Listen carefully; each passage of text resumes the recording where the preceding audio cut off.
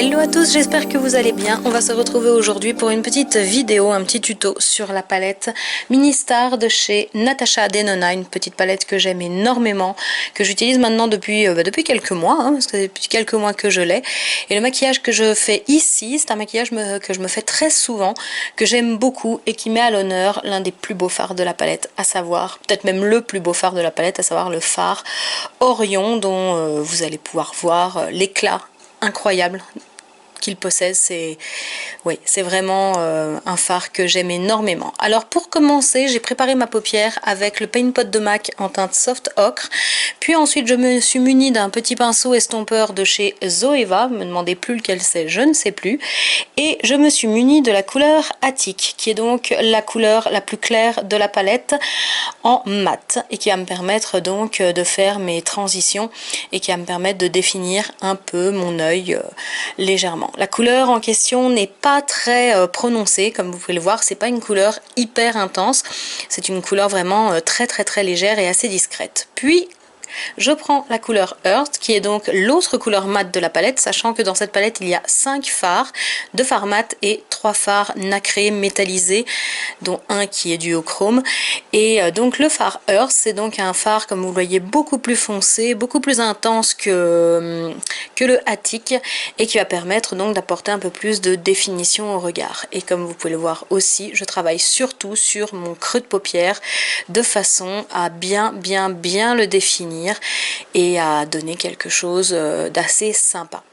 Alors cette palette-ci, je ne l'ai pas reçue, je l'ai achetée moi-même, comme tous les produits d'ailleurs que j'ai. Ce sont des produits que j'achète avec mes sous. Et en ce qui concerne cette palette-ci, je trouve que c'est vraiment un excellent rapport qualité-prix pour les personnes qui veulent une petite palette de chez Natasha Denona sans forcément claquer, je sais pas moi, 65 ou 70 € ou même beaucoup plus, sachant que les palettes les plus chères, je crois qu'elles coûtent plus de 100 €. Ouais, je crois qu'elles coûtent plus de 100 € les palettes de chez Natasha Denona pour les plus chères. Ici, voilà, cette palette-là, moi je l'ai payée 25 €, la Ministar, et c'est vraiment une palette qui est vraiment très complète et avec laquelle on peut se faire un super joli maquillage.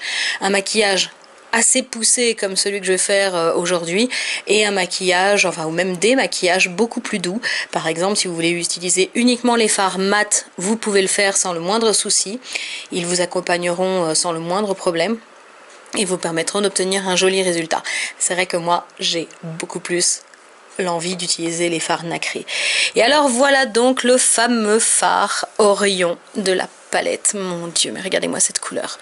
Regardez-moi ce truc, ce phare, et il me laisse sans voix. C'est vraiment ça, c'est un phare que je trouve absolument magnifique. C'est un phare brun avec des reflets bleu-vert, un peu version un peu comme les couleurs des ailes d'un paon en fait. Ouais, les ailes d'un paon? Non, les plumes d'un paon. Oula, faut vraiment que j'aille dormir. Mais bref, en ce qui concerne cette couleur, je la trouve magnifique, et je trouve que les fards Natasha Denona, tout particulièrement les fards nacrés, métallisés ou duochrome, je trouve qu'ils sont encore meilleurs, encore plus beaux quand ils sont appliqués au doigt, comme vous pouvez le constater. D'ailleurs, vous allez le voir passer très souvent mon doigt pour justement appliquer cette couleur, parce que je vais pas me contenter d'en mettre juste une couche, j'ai vraiment envie que ce soit assez intense. Sachant que là, en ce qui concerne la vidéo, la couleur est une couleur... les couleurs paraissent un peu plus ternes qu'elles ne le sont en réalité, et même un peu plus claires qu'elles ne le sont en réalité. Moi, pour ma part, je trouve que mon make-up rend encore mieux à la lumière naturelle, il est beaucoup plus intense, mais voilà, c'est l'éclairage qui veut ça, sachant que j'ai quand même un éclairage exprès pour ça. Mais voilà, comme vous pouvez le constater, on a l'impression que c'est pas... le résultat final, vous aurez l'impression que c'est pas très chargé, que c'est pas très intense. Et en réalité, je peux vous garantir que c'est un maquillage qui est quand même très intense. Donc ce fard, je le travaille vraiment au doigt, en le tapotant ou en le faisant glisser littéralement sur la paupière. Et je le travaille partout, c'est-à-dire non seulement sur la paupière mobile, mais aussi dans le creux de paupière. Je remonte d'ailleurs un peu au-dessus du creux de paupière pour apporter plus de définition. Ça, c'est vraiment un fard que je trouve mais absolument génial. Puis je me munis de mon petit 224 de chez MAC, qui inconditionnellement est mon estompeur préféré au monde. J'adore ce pinceau, limite je pourrais me passer de tous les autres à condition d'avoir celui-là. C'est un pinceau en poil naturel, c'est un pinceau que j'ai maintenant depuis plusieurs années et clairement depuis que je l'ai, je ne le quitte plus. Je ne le quitte plus, c'est vraiment devenu mon estompeur favori de tous les temps, surclassant même le 217.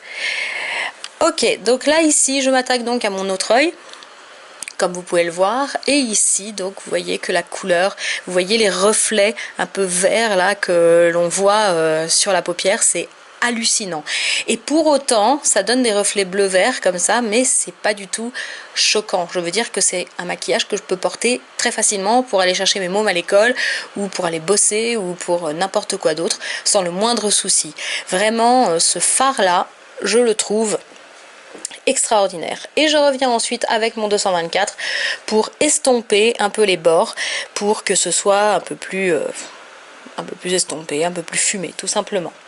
Je continue et là aussi vous verrez que j'utilise pas mal de pinceaux j'utilise surtout ce pinceau là en fait pour faire du travail d'estompe, mais j'utilise aussi pas mal du fard Orion sur ma paupière parce que j'avais vraiment envie qu'il ressorte. Mais comme je l'ai dit, en réalité et en vidéo ça n'a rien à voir, sachant qu'en réalité le maquillage que je porte est ressort beaucoup plus dans la réalité qu'en vidéo, mais voilà, en vidéo il faut le savoir aussi, il faut en mettre beaucoup plus et malgré tout, même en mettant beaucoup plus, ça ne donne jamais vraiment le résultat que l'on a en réalité, hein, ça il faut bien s'en rendre compte. Mais j'aime beaucoup malgré tout le résultat final que j'obtiens avec ce make-up, malgré le fait que, oui, que dans la vie réelle, il est beaucoup plus intense et beaucoup plus prononcé qu'est-ce qu'il est là. Ensuite, je prends le petit fard Bellatrix. En fait, c'est à cause de ce fard-là que j'ai acheté cette palette-là. C'est à cause de ce tout petit fard Bellatrix que je trouve vraiment magnifique. Donc, je vais alterner avec l'application au doigt et l'application avec un petit pinceau de précision qui est toujours de chez Zoeva. Il s'appelle comment? Je ne sais plus. Je crois que c'est le Precise Shader, un truc comme ça. Oui, c'est le Luxe Precise Shader, ça va, j'ai une bonne mémoire. Et ce petit pinceau, c'est souvent celui-là dont je me sers pour apporter la touche lumière, la touche éclat au niveau du coin interne. Ensuite, je vais prendre le fard mat Earth que je vais donc maintenant utiliser pour mon ras de cils inférieur. Ça va permettre d'apporter de la définition au regard, ça va permettre de mieux l'encadrer et je fais ça donc sur mes deux yeux. Et alors oui, comme je le disais, le temps que je fasse ça, pour le fard Bellatrix, c'est vraiment ce fard là qui m'a fait craquer pour cette palette. Quand je l'ai vu, je me suis dit c'est pas possible, ce fard il me le faut, il me le faut, il me le faut, il est trop beau. De toute façon cette palette est trop belle. Il y a juste une seule couleur que j'utilise pas vraiment, c'est la couleur, elle s'appelle comment celle-là? Cosmo, un truc comme ça, oui, Cosmo, la verte qui est donc à l'opposé, à l'extrémité de la palette, à l'opposé donc du fard Orion que j'utilise donc ici à nouveau avec un pinceau crayon pour faire mon ras de cils inférieur, mais je compte bien utiliser malgré tout ce petit fard Cosmo un jour. Je sais pas dans quel maquillage parce que c'est vrai que c'est pas trop le genre de couleur que je porte, mais je compte bien l'utiliser. Mais le fard Bellatrix, même tout seul sur toute la paupière, il est magnifique ce fard, il est sublime. C'est un fard, je ne saurais même pas comment le décrire au niveau de sa couleur. C'est un espèce de doré, un peu cuivré, un peu rosé, un peu pêche. C'est un petit mélange de tout ça. C'est vraiment un fard exceptionnel. Alors évidemment utilisé dans le coin interne, notamment pour ce type de maquillage-ci assez chargé, c'est vraiment top parce que justement ça permet d'apporter de la lumière, mais tout seul, il peut s'utiliser aussi très facilement et on obtient vraiment un maquillage magnifique rien qu'avec lui. Donc je reviens encore avec le Orion, vous allez le voir pas mal défiler celui-là hein, parce que c'est vraiment un fard que je trouve absolument sublime, que je trouve magnifique et j'ai toujours envie en fait d'en mettre plus quoi, c'est-à-dire que plus j'en mets plus je suis contente moi sur ce fard. Je suis vraiment voilà, je suis vraiment accro, donc je le fais sur les deux yeux de façon à venir intensifier la couleur, de venir intensifier l'opacité si je puis dire, je sais pas si ça se dit mais oui, pour intensifier encore plus le fard en question, lui donner plus d'intensité, plus d'opacité. Et clairement, c'est vrai qu'en faisant ça avec les doigts, vous y arriverez beaucoup plus facilement qu'avec le pinceau. Parce que malheureusement, avec les pinceaux, ça va prélever la couleur, ça c'est vrai. Mais l'intensité ne sera pas aussi forte que si vous le travaillez au doigt. Par contre, le pinceau est indispensable pour ensuite, comme vous le voyez, là j'y vais vraiment doucement, pour estomper les bords et faire en sorte de fondre le tout au niveau du creux de paupière. Et comme vous voyez, je suis remontée bien haut. Faites pas attention par contre aux cernes, hein, c'est pas nécessaire, car c'est vraiment pas top, quoi. Mais en tout cas, en ce qui concerne donc ce petit fard Orion, je ne vais pas m'arrêter là parce que je vais encore en appliquer. D'ailleurs là, oui, c'est ce que je fais pour le ras de cils inférieur. Et on est reparti pour l'estompe. Oui, il y a beaucoup d'estompes dans ce make-up, mais les fards étant très pigmentés, il vaut mieux vraiment passer du temps à l'estompe plutôt que de le bâcler. Et je repars ensuite avec le fard Bellatrix que je vais remettre au niveau du coin interne de l'œil.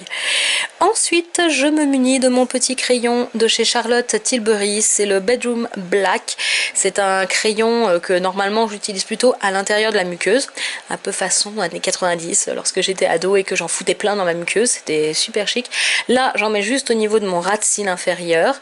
Je l'estompe ensuite avec un petit pinceau assez court de chez Zoeva aussi, c'est le Smudger, qui est un petit pinceau que j'aime beaucoup. Puis ensuite, ça c'est une petite astuce que je vais vous donner, c'est d'utiliser ce crayon de chez NYX, qui est donc un crayon bleu très clair. Alors je pensais qu'il était mat, malheureusement il ne l'est pas, il est un peu nacré, donc voilà, mais bon, c'est pas grave. Tout ce que je vois, c'est le résultat que ça donne. Et ce crayon, c'est donc le Chill Blue, qui est un crayon nacré, bleu très clair et qui va permettre de faire ressortir le blanc de l'œil encore plus blanc. C'est parfait si jamais vous avez pleuré ou si jamais vous avez... pourquoi pleurer d'ailleurs? Il n'y a pas besoin d'avoir pleuré pour avoir les yeux rouges. Mais voilà, si vous avez les yeux rouges, il faut savoir que ça permet de vachement atténuer le côté rouge des yeux. Alors là, c'était pas du tout prévu que je fasse ça à la caméra, mais... je l'ai fait quand même. Je me suis allègrement tartinée d'anti-cernes parce que voir mes cernes dans l'écran de contrôle, je ne pouvais pas le supporter parce que j'ai quand même des cernes assez balèzes, même si elles ont vachement diminué grâce à certains trucs que je fais maintenant pour justement aider à ça. Mais voilà, là je suis donc en train d'appliquer mon anti-cerne, d'abord au doigt, puis ensuite avec un pinceau qui est donc le... je ne sais plus, c'est un pinceau de chez Zoeva aussi, c'est le pinceau Concealer Buffer de chez Zoeva, c'est le 142, qui est donc un petit pinceau qui va vraiment permettre d'appliquer l'anti-cerne de manière vraiment parfaite. Et l'anti-cerne que j'utilise, c'est celui de chez Makeup Revolution, c'est le Conceal and Define en teinte C6. Ensuite, place à l'instrument de torture, j'ai nommé le recourbe-cils. Donc ce recourbe-cils là, c'est celui que j'ai maintenant depuis quelques temps, c'est mon recourbe-cils de chez Charlotte Tilbury, qui soit dit en passant est un excellent recourbe-cils. Sachant que oui, vous allez me dire, ouais mais on voit rien du tout, hein, t'as des cils de veau. Mais j'ai effectivement des cils de veau, j'ai des cils qui sont assez raides, et donc du coup pour les recourber, c'est un peu la galère. En plus de ça, j'ai des cils qui sont assez courts, donc du coup, voilà, c'est clair que si vous voyez ça... si vous voyez les recourbe-cils en action sur des nanas qui en utilisent et qui n'en ont pas besoin, évidemment le résultat va être waouh. Évidemment, sur moi, le résultat n'est pas particulièrement waouh, mais ça, il n'y en a aucun, de toute façon, aucun recourbe-cils qui me donne un résultat hyper waouh. Et ensuite, je prends mon mascara, et mon mascara, c'est le Push Up Lashes Pillow Talk de chez Charlotte Tilbury, qui est un excellent mascara. Il est un peu chiant à travailler parce qu'il est assez... humide, oui, ça se dit, oui, il est assez humide, il est assez épais, mais je l'aime beaucoup parce qu'il est quand même bien noir. J'ai rarement trouvé des mascaras aussi noirs, et je trouve qu'il fait bien tenir mes cils en l'air. Mes cils en l'air, waouh, c'est super français. Bref, je suis très contente de ce mascara là, qui à l'heure actuelle est un mascara que j'aime beaucoup. Néanmoins, je pense que très bientôt je vais me racheter le Better Than Sex de chez Too Faced, qui est inconditionnellement mon mascara préféré au monde. Je l'aime énormément ce mascara, je le trouve absolument sublime. C'est un mascara qui fait des cils de folie, quoi, qui donne du volume, qui donne de la longueur, qui donne un côté vraiment très intense, noir. C'est... ouais, j'ai découvert ce mascara il y a plus de 5 ans et je l'aime toujours autant, mais malheureusement là j'en ai plus, donc du coup C'est pour ça que j'utilise le push-up lashes. Mais le push-up lashes est pas mal, hein. Je peux vous garantir que des résultats comme j'ai là maintenant, c'est pas le genre de résultat que j'obtiens d'habitude avec un mascara. Le seul avec lequel je peux obtenir les seuls avec lesquels je peux obtenir un résultat à peu près similaire à ça, c'est le push-up lashes, le Better Than Sex, mais aussi le Glam Doll Waterproof de chez Catrice. Et c'est tout. Les autres, c'est abominable. Et pourtant, Dieu sait que j'en ai claqué du pognon dans les mascaras. Je n'en ai jamais trouvé qui me conviennent, jamais trouvé qui me donne un effet fossile, hyper fossile. Et j'ai essayé de porter des fossiles, mais alors ça me casse les... Franchement, je déteste ça.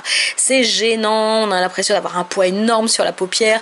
En plus, je suis douée comme une quiche, donc du coup, pour le mettre en place, c'est toujours une grosse galère. Et alors, si en plus, j'ai le malheur de vouloir me mettre à faire un trait de liner au-dessus, bah alors là, c'est la cata. Hein. On croirait que Schwarzenegger m'a foutu un pain. Donc du coup, il vaut mieux laisser tomber.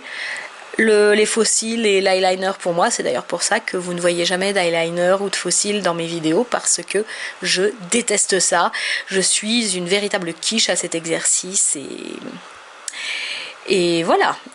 Je préfère vraiment porter un peu plus de mascara, mais avoir mes cils à moi, mes cils naturels, plutôt que de porter 3 tonnes plutôt que de porter des faux cils. Parce que oui, c'est vrai que les faux cils, ça peut être sympa, mais en fait, je crois que je suis arrivée aussi à l'overdose de faux cils, parce que c'est vrai que sur YouTube, sur Instagram et tout ça, il y a énormément de nanas qui en portent. Il y en a aussi énormément maintenant qui se mettent à ne plus en porter, mais voilà, moi, je déteste ça. Et voilà donc le résultat final avec ce fameux fard Orion donc sur toute la paupière et le petit fard Bellatrix au niveau du coin interne qui apporte de la lumière. J'aime énormément l'association de ces couleurs. Et non, on peut porter des fards de couleur un peu verte comme ça. D'ailleurs, il n'est pas complètement vert, il est brun vert. Mais on peut porter ce genre de couleur même quand on a les yeux verts comme moi. Eh bien, je vous souhaite une bonne journée à tous. Ciao!